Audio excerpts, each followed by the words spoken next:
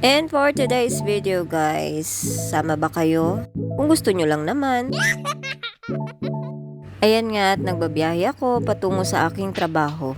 And syempre guys, bawal pa magpahinga dahil hindi pa nga tayo yumayaman.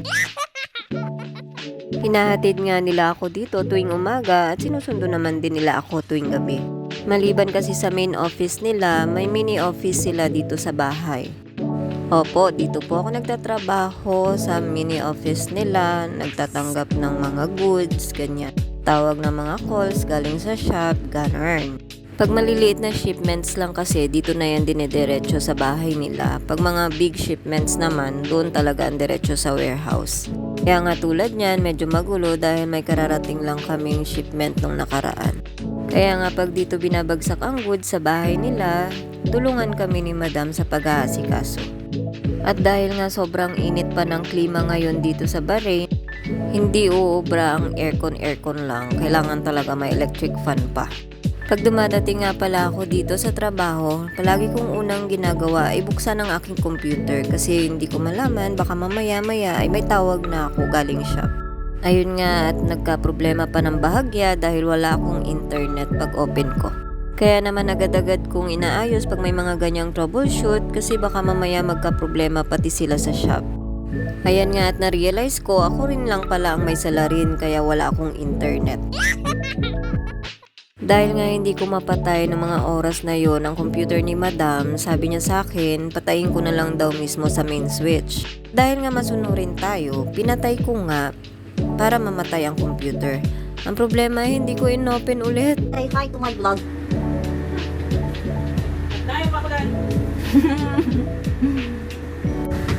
Nang matapos ko nga ayusin ang lahat-lahat, ayan at magbe-breakfast na tayo. Kaso guys, wala akong kanin, kaya umingi muna ako sa baba. Ayan nga at yabang-yabangan pa sa hininging kanin sa baba. Dala-dala rin ang kanin oy, sa susunod girl. Ayan nga at may pakopi ko pa si madam nyo. Hindi ko nagustuhan ang lasa niyan dahil sobrang pait. Mas mapait pa sa love life mo, besh. At yan nga ang katanungang paulit-ulit na itinatanong ni Joanne kung bakit ang ganda niya sa camera. At dahil sobrang papansin nga ang buhok ko, kaya ayan, napansin ko siya na sobrang haba niya na at ang sarap niya ng pagupitan. Ang bigat na rin kasi dalhin at isa pa, magastos na rin sa conditioner at sa shampoo. Nang biglang may tumawag na babae at umiiyak.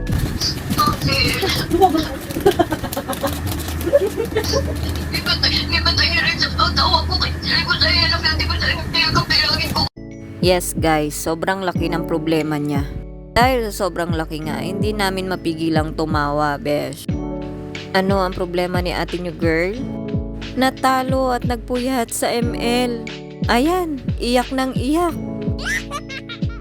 Bakit nga naman sa daming problema ng mundo, pati ang ML, isa na rin sa problema rin talaga. Girl, anong iniyak mo, girl? Meron ko na ganyan eh. Kaya maliban nga sa nabusog kami sa almusal, nabusog din kami niyan sa kakatawa talaga. Kaya naman habang nagpapatunaw tayo ng ating kinain at ating tinawa, maglinis-linis na lang muna tayo ng office natin. Nang mga oras na yan nga ay bumaba na rin naman si Joanne para naman paglutuan ang mga boss namin sa baba.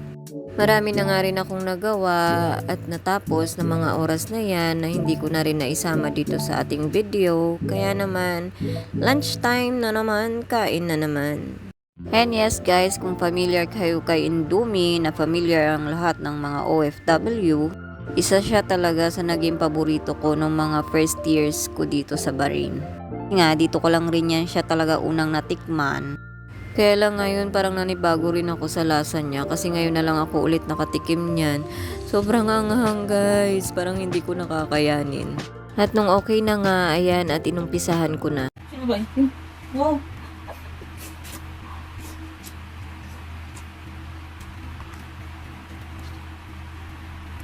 Mama. Sabi mo, bili ka nito. Mamaya, sasan. May sasan ba ito? Nadalhin na lang at nadalhin may bedsheet na naman. Tapos, Ano yun? mga girl. Ano yan? Ay! Putang ina. Pasok! Nang matapos nga kaming kumain na may konting chika-chika, ayan nga at mag-unat-unat muna tayo ng ating mga likod ng bahagya. At dahil nga nasarapan ang paghigahiga ng inday nyo, ayan at mukhang nakaidlip na nga. Kaya bye na muna sa inyo.